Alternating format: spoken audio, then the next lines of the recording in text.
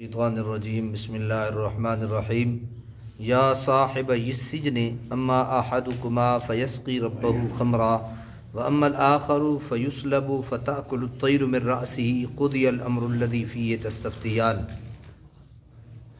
وقال للذی ظن انه ناج منهم اذکرنی عند ربک فانساه الشیطان ذکر ربه فلبث فی السجن بضع سنین وقال الملك انی ارى 7 بقرات سمان یأکلهن 7 عجاف و7 سنبلات خضر واخر یابسات یا ایها الملأ افتونی فی رؤیای ان کنتم للرؤیا تعبرون قالوا اضغاث احلام وما نحن بتاویل الاحلام بعالمین وقال الذی نجا منهما وادکر بعد امة انا انبئکم بتاویلہ فارسلون صدق اللہ العظیم۔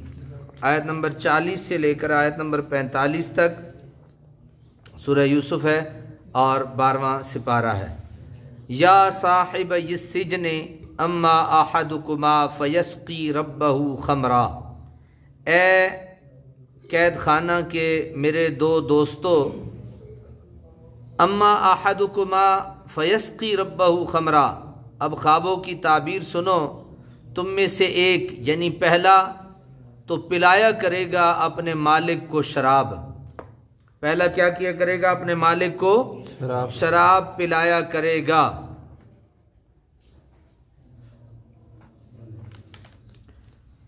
وَأَمَّا الْآخَرُ فَيُسْلَبُ فَتَأْكُلُ الطَّيْرُ مِنْ رَأْسِهِ، لیکن دوسرا سولی دیا جائے گا اور نوچ کھائیں گے پرندے اس کے سر سے۔ پہلا کیا کرے گا؟ اپنے بادشاہ کو شراب پلائے گا، اور دوسرا اس کے سر پہ کچھ کھانے کا ہوگا اور پرندے آئیں گے اس کو نوچ کے کھا جائیں گے۔ قضی الامر الذی فیہ تستفتیان، اٹل فیصلہ ہو چکا ہے اس بات کا جس کے متعلق تم دریافت کرتے ہو۔ یہ اٹل فیصلہ ہو چکا ہے، ایسا ہی ہوگا جیسا میں تمہیں خواب کی تعبیر بتا رہا ہوں۔ اپنے فریضہ نبوت کو ادا کرنے کے بعد ان کو خوابوں کی تعبیر سے آگاہ کیا اور ایسا ہی ہوا جیسے آپ نے فرمایا تھا۔ وقال للذی ظن انہ ناج منہم اذکرنی عند ربک، اور کہا یوسف علیہ السلام نے اسے جس کے بارے میں آپ کو یقین تھا کہ وہ نجات پائے گا ان دونوں سے کہ میرا تذکرہ کرنا اپنے آقا کے پاس، یعنی جس پہ آپ کو یقین تھا نا کہ یہ بچ جائے گا، تو اس کو کہا کہ تم موقع آئے تو میرا ذکر اپنے مالک کے پاس ضرور کرنا۔ تو یہاں پہ ایک لفظ آئے عند ربک، تو رب تو ایک ہی ہے، اللہ رب ہے نا، تو یہاں پہ اس کے سردار کو بھی رب کہا جا رہا ہے۔ سمجھ آ گئی نا؟ رب پالنے والے کو کہتے ہیں، تو اس کو یہ لفظ اس کے لیے بھی استعمال ہوا۔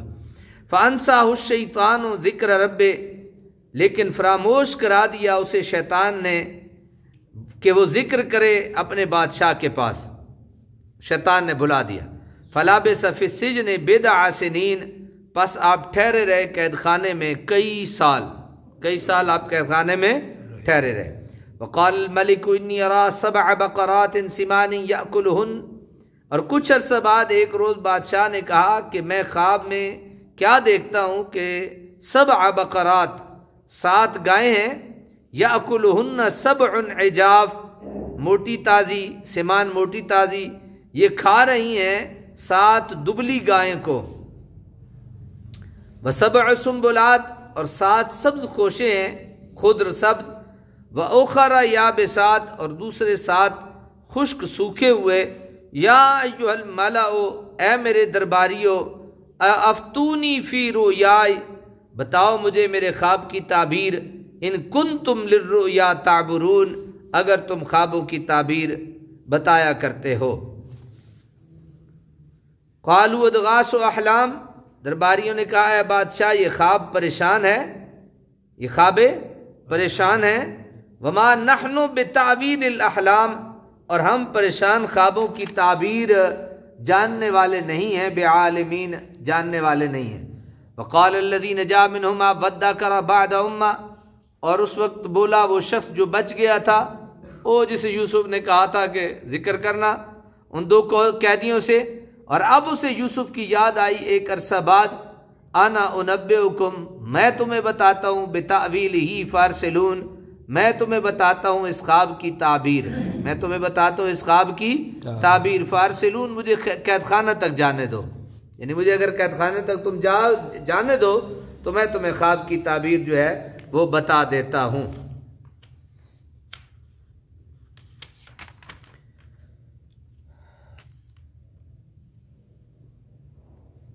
اللہ تعالیٰ نے حضرت یوسف کو جیل سے رہائی دلانا چاہی تو اس کے لیے ظاہری اسباب پیدا کر دیے۔ ایک رات بادشاہ مصر کو یہ خواب آیا جو آیت میں مذکور ہے، یعنی 7 جو ہیں وہ موٹی تازی گائیں 7 بدلی گاؤں کو کھا رہی ہیں، اسی طرح کچھ 7 جو خوشے ہیں وہ سرسبز ہیں، 7 کیا ہیں؟ سوکھے ہوئے ہیں۔ تو اس نے مشہور کاہنوں، نامور نجومیوں اور زیرک لوگوں کو جمع کیا، ان سے اپنا خواب بیان کرنے کے بعد اس کی تعبیر دریافت کی۔ وہ کہنے لگے کہ خوابوں کی تعبیر بیان کرنے کے فن میں بلا شبہ ہم مہارت رکھ رہے ہیں، لیکن جو کچھ آپ نے دیکھا ہے وہ خواب نہیں بلکہ افکار پریشاں ہیں، ان کی تعبیر ہم نہیں بتا سکتے، بلکہ یہ اس قابل ہی نہیں کہ اس کی تعبیر دریافت کرنے کے لیے فکر کیا جائے۔ سمجھ آ گئی جی؟ اللہ تعالیٰ عمل کی توفیق عطا فرمائے۔